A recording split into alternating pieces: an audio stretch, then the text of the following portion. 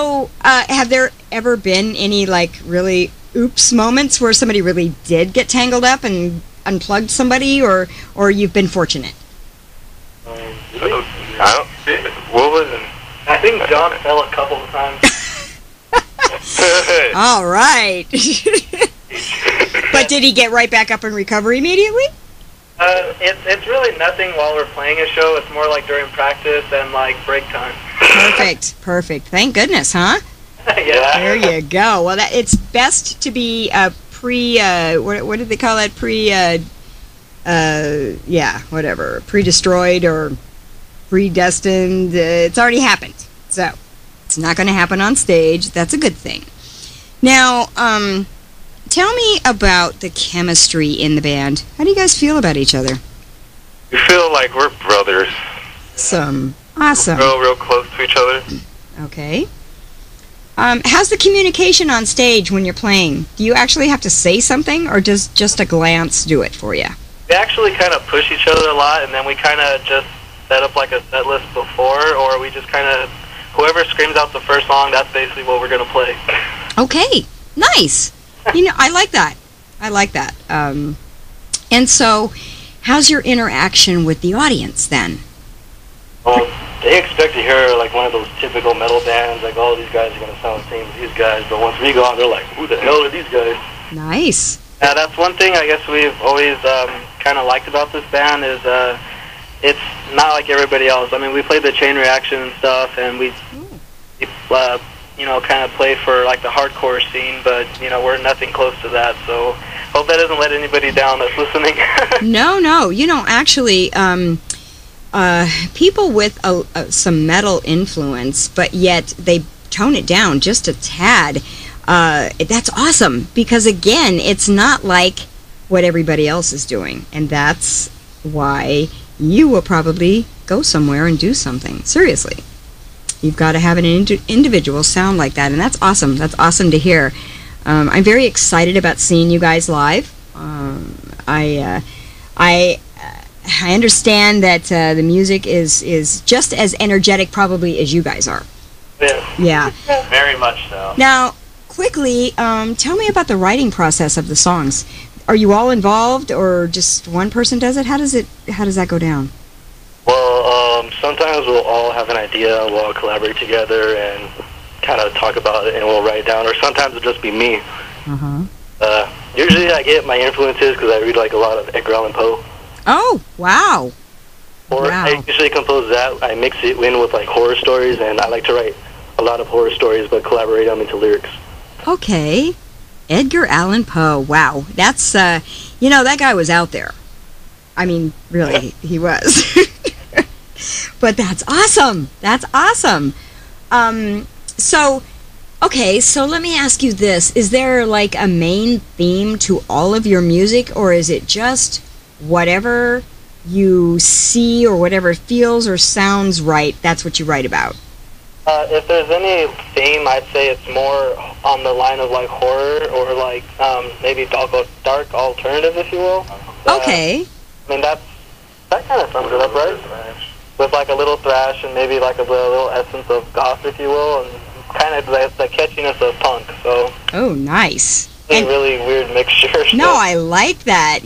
Punk always brightens things up, in my mind. I'm a punk at heart, and I think everybody is. Everybody's got just a little punk in them, just most people don't like to admit it. Don't you? Don't you think that? Sure. Yeah, he's like, yeah, sure. Me being more into like the glam, I'm not really too far with the punk yet. I gotcha. Yeah, I'm getting there. I guess I am opening up, but I still have Journey and David Bowie close to heart. So. Listen, I'll tell you what. I didn't grow up with Journey, but in my younger days, I had everything Journey ever did on cassette, and I played it over and over and over and over again in my car. So, and I totally understand that. But now, can you just imagine a Journey song or two punked up? Just think about it. Actually, that'd be weird because Steve Perry's voice is just, I don't know, it's just very powerful. I really couldn't see that in a punk, but it would be interesting. Wouldn't it? Wouldn't it? That's something to think about, guys. Really. Yeah. All right, you heard it here first. Oh, you guys are great. So now tell me, do you do all your promoting and your management and everything in the house? Like you all four do it, or do you have somebody else that helps you? Who runs the MySpace page? How does all that work? Actually, I think James is the one that goes on the most. Other than that, we kind of just make phone calls and like try to print out flyers and stuff. And like, of course, the internet's probably the bigger promoter than anything nowadays. So right. Okay. We kind of go for. So far, it's all DIY. Okay, so James is kind of more the geeky guy than you guys? Is that what you're saying? Yeah, he's the guy that kind of sits up at 3 in the morning on MySpace with like a cup of coffee. Right on, James. You're my guy. Right on. Cool. And, somebody's got to do it. I'm just saying, because the internet is awesome, but you got to work it. Oh, yeah, MySpace is cool. Yes, it's beyond cool. And you know that Tom actually started MySpace for musicians, and then the kids got a hold of it and got crazy, and now it's pretty much back in the hands of the musicians because everybody else has gone to Facebook. Oh, yeah, there's a lot of Facebook stuff going on, so... Yeah. I don't even know if we have Facebook, but I mean, we do have the MySpace, so that's the easiest thing to get a hold of us on. MySpace is strictly for musicians. There are so many tools on MySpace for musicians, and for musicians to network and get together because it's awesome when bands support other bands. How do you expect fans to do it if you guys aren't doing it? It's a big competition. Nobody's going to win, right? Yeah, that's true. I mean, there's so many other bands out there that have, 1 million friends and they don't do anything. So it's like a band like us, it's like we actually do shows, and, I mean, we got, a pretty decent amount. I mean, more than a handful, of course. Perfect. So, okay, so who are your top friends and fans? Who are the people that show up for every show? I'd probably say family members the most. Anybody else that's in local bands and stuff, and of course girlfriends and stuff like that. Perfect. Okay. And yeah, awesome girlfriends. There you go. You gotta support your guys, right? That's right. Because if it wasn't for them, what would you be doing? Playing without them, right? But the girls rock. I mean, if they're there to support you, it just makes you want to do it that much more. All right. So now, do you have any shout-outs you want to give or anything you want to mention before I have you introduce the next song? Other than the shows coming up, please check out our MySpace and support all your local bands. And other than that, see you at the shows. Thanks for everybody who came out and bought tickets for our shows. That we really appreciate that.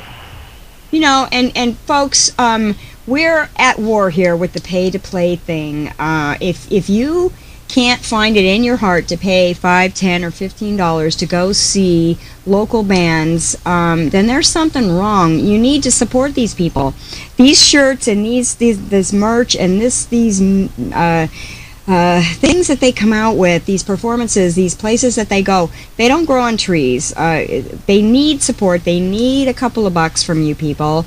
And it adds up. It just takes a few of you to come out to a show, pay the money, go watch them, and it'll help them get to the next show. Seriously. Support. That's very much true. It is. Support. We got to keep John over here, so he's heading himself. Yeah, they don't call him John the Beast for nothing, so. They're woohoo! All right. Well, I am looking forward to seeing you guys live at the Maximum Exposure Showcase in Reseda, as well as the Marquee Lounge on September 11th right here in San Bernardino. That's going to be an awesome show, and I'll be talking about that more in upcoming shows. So, if you don't have anything further that you want to add, you want to go ahead.